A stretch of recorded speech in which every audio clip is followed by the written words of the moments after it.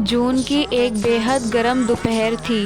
کوئی 2 بجے قریب دروازے پر دستک ہوئی۔ میں نے دروازہ کھولا اور دیکھا کہ سروت جہاں سر پر برقع ڈالے کھڑی ہے، بڑی پریشان دکھائی دے رہی تھی۔ میں نے پوچھا خیریت تو ہے؟ کچھ پریشان نظر آ رہی ہو۔ میں نے اسے اندر لا کر بٹھایا، پانی وغیرہ پلایا اور تب اس نے کہنا شروع کیا، بی بی وہی ہوا جس کا ڈر تھا، میرے میاں نے دوسری شادی کر لی ہے اور اب وہ مجھے نکال رہا ہے۔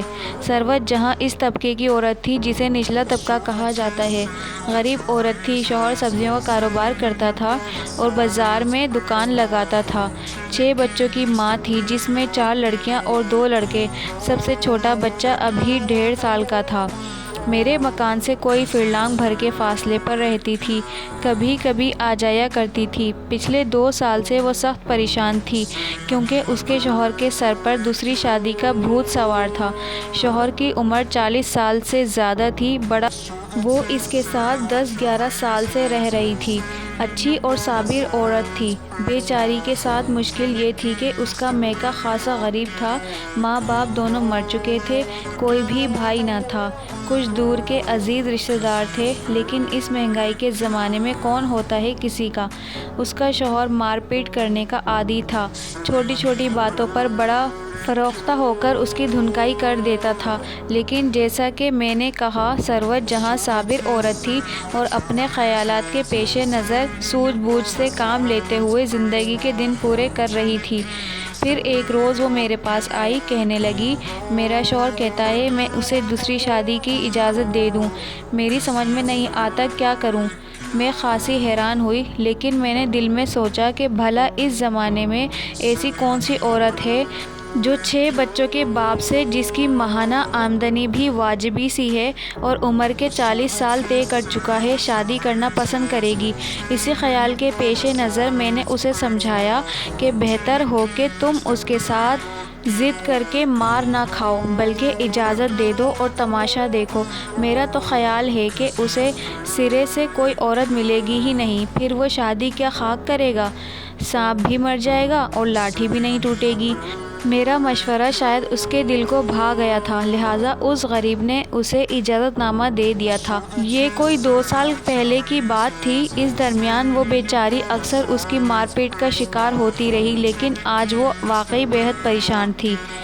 بی بی وہ مجھے نکال دینا چاہتا ہے، اب تم ہی بتاؤ میں ان 6 بچوں کو چھوڑ کر کہاں جاؤں گی؟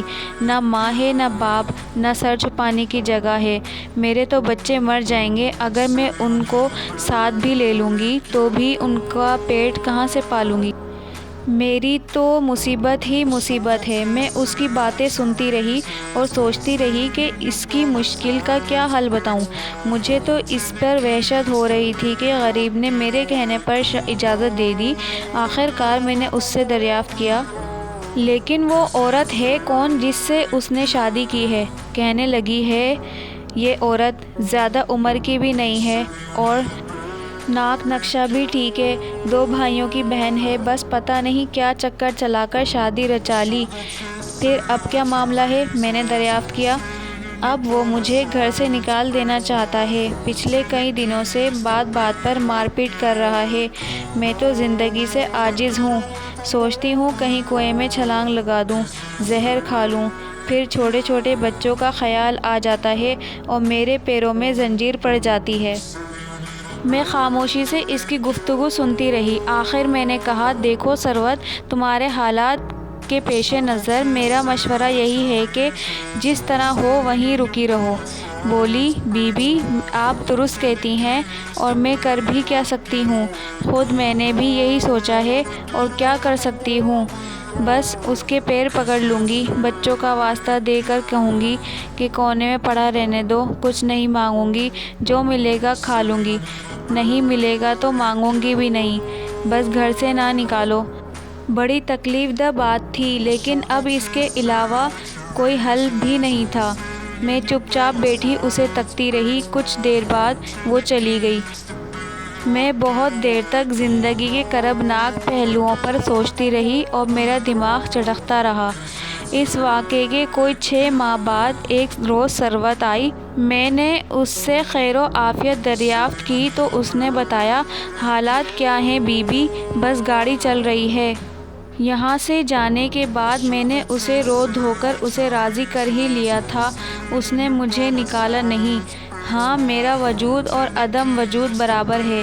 میں اب اپنے کونے میں رہتی ہوں، روکھا سوکھا کھا کر سوتی رہتی ہوں، بس بچے نظر کے سامنے ہیں، اس بہانے سانسیں لے رہی ہوں۔ اور اس عورت کا کیا حال ہے؟ اس عورت کا حال؟ وہ آہستہ سے ہنسی۔ اس کا حال کیا ہونا ہے؟ کسی کی فطرت تھوڑی بدلتی ہے۔ چند مہینوں تو وہ چپ رہا تھا، اب آج کل حالات خراب ہیں، دکان میں گھاٹا ہونا شروع ہو گیا ہے اور اس کو وہم ہو گیا ہے کہ ہم دونوں عورتوں میں سے کسی نے جادو تعویذ کرا دیا ہے۔ پہلے تو وہ مجھ پر برسا، جوتے لاتے برسا کر بولا، بول کیا تو نے جادو وغیرہ کرا دیا ہے؟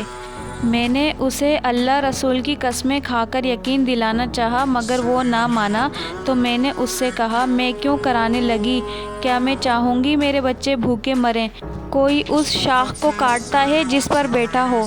یہ بات اس کی عقل میں آئی تو بولا، اچھا میں سمجھا یہ حرکت نہیں کی ہوگی۔ اور پھر بی بی جی، وہ پہلی بار اس پر پل پڑا، اچھی مار لگائی، وہ بیچاری بہت چیختی چلاتی مگر کون سنتا۔ پھر وہ کئی روز تک اسے پیٹتا رہا، کسی شاہ جی کے پاس گیا تاکہ پتہ کرے کہ یہ کس کی حرکت ہے۔ بی بی جی، ہم دونوں کا برا حال تھا کہ وہ شاہ جی پتہ نہیں ہم میں سے کس کا نام نکال کے دے۔ بہرحال اللہ نے سن لی، دونوں بچ گئے۔ شاہ جی نے اسے جو نام بتایا تھا اس کے کسی دور کے رشتے دار کا تھا۔ خوب، میں نے لقمہ دیا۔ اور اب تو ابتدا ہو ہی چکی ہے، آج کل وہ میری طرف سے غافل ہے اور اس کی ساری توجہ نئی پر ہے، بات بے بات اس کی مرمت کرتا رہتا ہے۔ اس کی عزیز وغیرہ ہیں اور کچھ نہیں کہتے۔ میں نے پوچھا، کیا کہیں گے؟ گھر بٹھا لیں گے بس، وہ بولی۔ پھر اس نے برقع اٹھایا اور چلنے لگی۔ میں نے کہا، تو گویا وہ عورت بھی مشکل میں ہے؟ ہاں، وہ ہنستے ہوئے بولی، مشکل میں تو میں بھی ہوں، بس فرق مجھ میں اور اس میں یہ ہے کہ میں مار پیٹ کی عادی ہوں، اب ذرا بھی نہیں پریشان ہوتی، لیکن اس بیچاری کے لیے یہ معاملہ نیا ہے، ہر وقت کانپتی رہتی ہے۔ تم نے اس کی مدد نہیں کی؟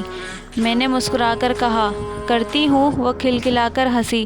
میں نے اس سے کہہ دیا ہے، یا پھر مار پیٹ کی عادی بن جاؤ یا بھاگ لو، ان دو کے سوا کوئی اور راستہ نہیں۔